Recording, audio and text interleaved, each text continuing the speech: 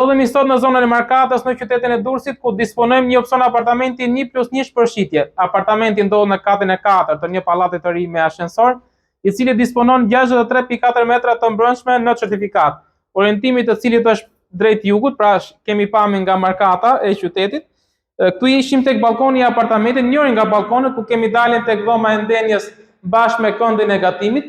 Këndi i cili është disi veçuar me ambientin e ndenjes dhe ka një dritare posaçërisht për ambientin e gatimit. Në hyrje kemi një korridor të vogël ku në të djathtë kemi tualetin e apartamentit dhe nga ana tjetër kemi edhe dhomën e gjumit.